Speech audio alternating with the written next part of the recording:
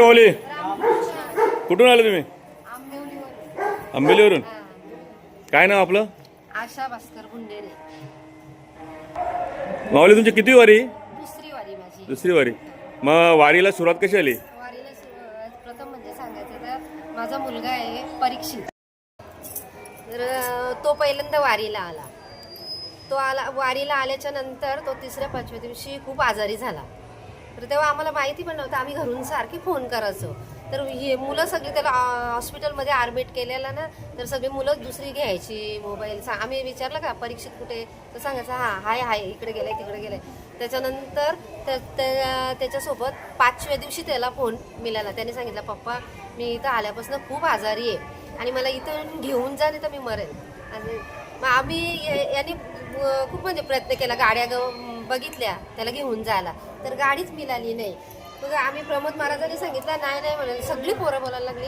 तर त्याला आम्ही इथून वापस पाठवणार नाही, आणल्यानं त्याला माऊलीच्या दर्शनाला म्हणजे आम्ही घेऊनच जाणार म्हणून या. आणि त्याला काय ते देवाने एक संकेत दिलेला का काय नाही, इतका आजारी झालेला. आणि त्याच्यानंतर तो इथून गेला ना, मग डायरेक्ट म्हणजे माल घातले पहिले माल. त्याच्यामुळे आम्हाला वारी झाली. मग तो 5व्या महिन्यात गेला. त्यांनी सांगितलं नाही आता मला माल घालायची. म्हणजे त्यांच्या गळ्यात माल सुद्धा नव्हते पहिल्यांदा. माल पण नव्हते आणि त्याला माहिती पण नव्हतं वारीचं काही. बिनमालेशी केले आणि त्याला वारीचा कधी म्हणजे अनुभव सुद्धा नव्हता. पण लोकांनी त्याला हे आमच्या अभिमन्यू दादा, उमेश महाराज, प्रमोद महाराज,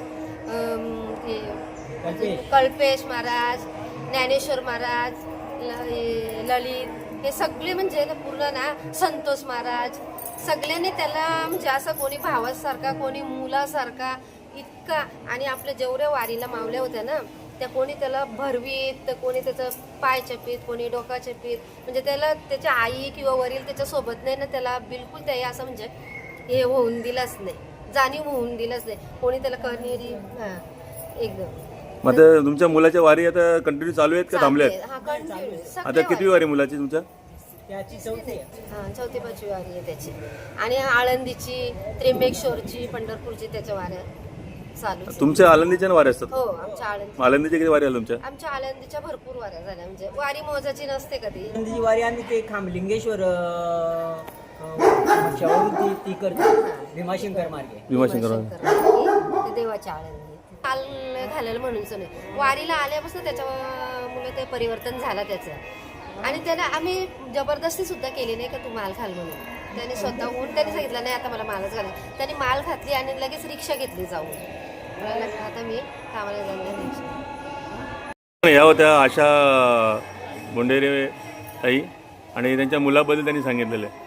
त्याच्या मुलाला बघतो मी वारीमध्ये सुद्धा एकदम चांगलं म्हणजे भजन चालू असेल, हरिपाठ चालू असेल, सतत तिथे असतो आणि त्याचा स्वभावसुद्धा एकदम चांगला आहे म्हणजे. आणि अशा पद्धतीने त्यांनी अनुभव सांगितला. खूप छान अनुभव होता त्यांचा.